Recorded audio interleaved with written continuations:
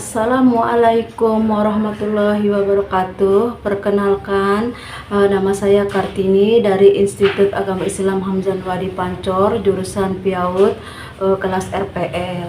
Ya, di sini saya akan membahas tentang kerjasama dalam penanganan anak non normatif. Ya, apa sih pengertian dari anak non normatif?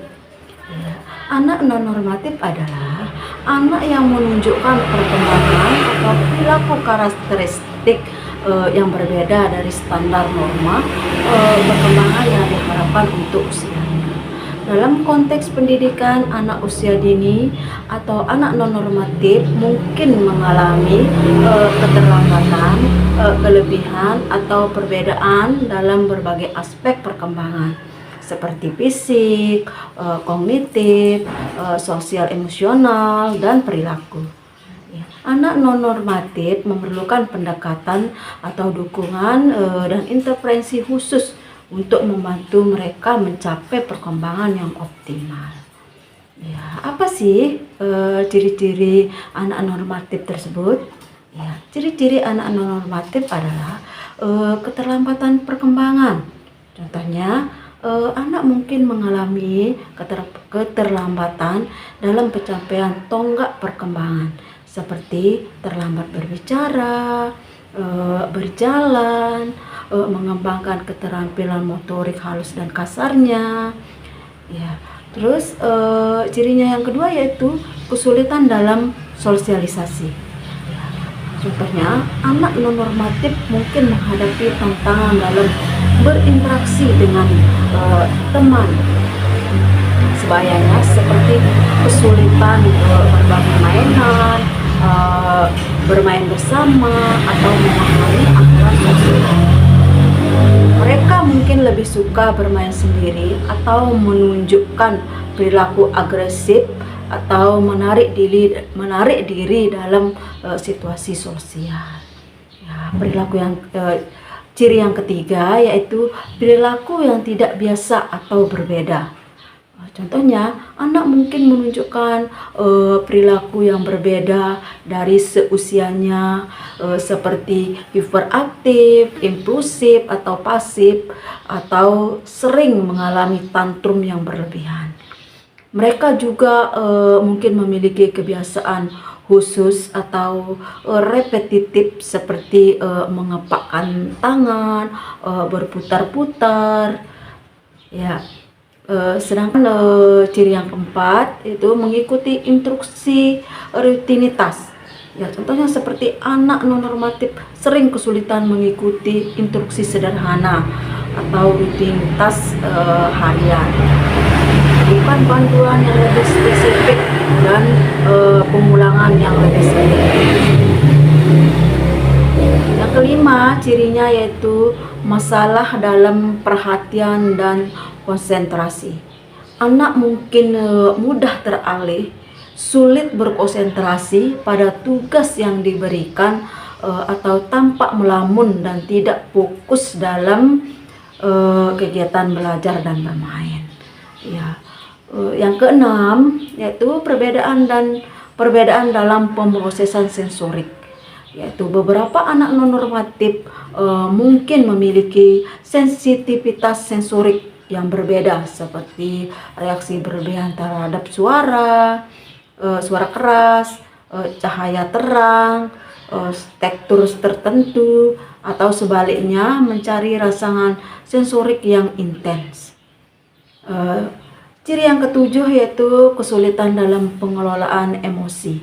Anak non normatif mungkin menunjukkan tantangan dalam mengelola emosi, misalnya sering merasa cemas, marah, atau sedihnya tanpa sebab, dan kesulitan menenangkan diri.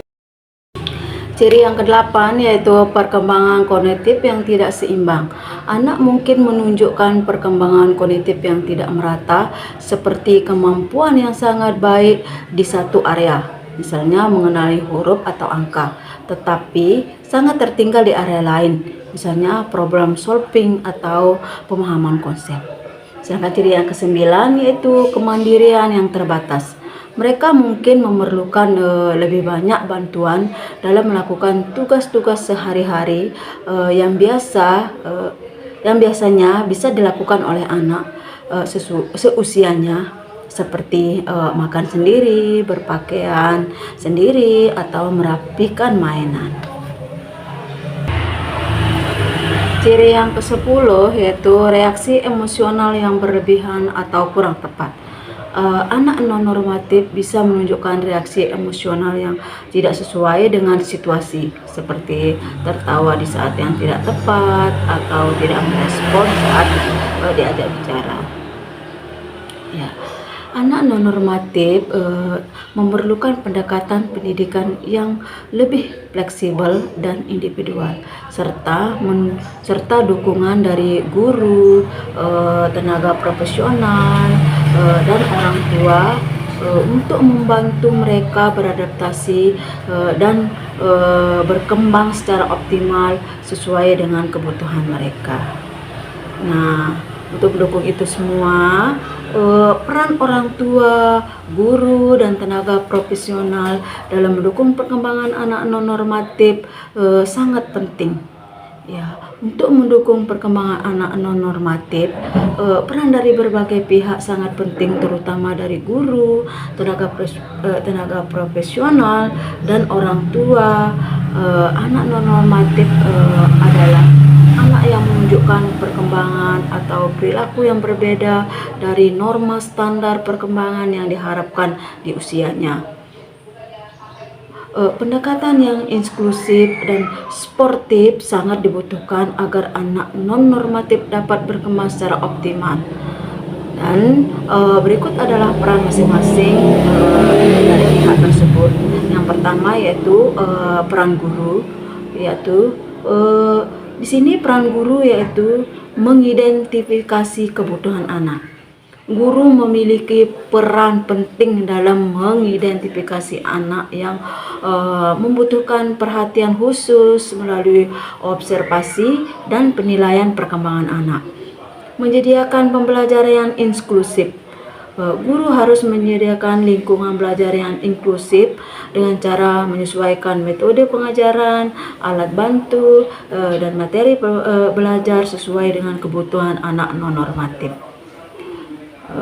Selanjutnya yaitu membuat rencana pembelajaran individual, yaitu guru bekerja sama dengan tenaga profesional dan orang tua untuk menyusun rencana pembelajaran yang sesuai dengan kebutuhan dan kemampuan anak. Ya. Yang keempat yaitu membimbing dan mendukung anak secara emosional. Ya, guru harus memberikan dukungan emosional, membangun rasa percaya diri, dan membantu anak mengembangkan keterampilan sosial. Yang kelima yaitu komunikasi dengan orang tua. Guru harus melakukan komunikasi dengan orang tua untuk melaporkan perkembangan anak, mendiskusikan strategi dukungan, dan memastikan keselarasan antara sekolah dan rumah. Sedangkan peran yang kedua yaitu peran tenaga profesional. Ya. Peran tenaga profesional atau psikolog atau terapis dan konselor ini sangat mendukung juga, yaitu dengan cara satu, memberikan penilaian dan diagnosis. Tenaga profesional seperti psikolog atau terapis memiliki peran dalam menilai kondisi perkembangan anak secara mendalam dan memberikan diagnosis jika diperlukan. Yaitu yang kedua itu merancang intervensi khusus, yaitu terapis atau psikolog akan merancang intervensi khusus seperti terapi bicara, terapi okupasi, atau terapi perilaku sesuai kebutuhan anak. Yang ketiga yaitu mendukung guru dan orang tua. Tenaga profesional memberikan panduan dan saran kepada guru dan orang tua tentang cara untuk mendukung perkembangan anak, termasuk strategi di kelas dan di rumah. Yang keempat yaitu melakukan terapi dan intervensi. Mereka juga melakukan sesi terapi rutin dengan anak untuk mengatasi masalah spesifik seperti keterlambatan berbicara, kesulitan motorik, atau tantangan emosional. Sedangkan di sini yang ketiga yaitu peran orang tua sangat mendukung sekali.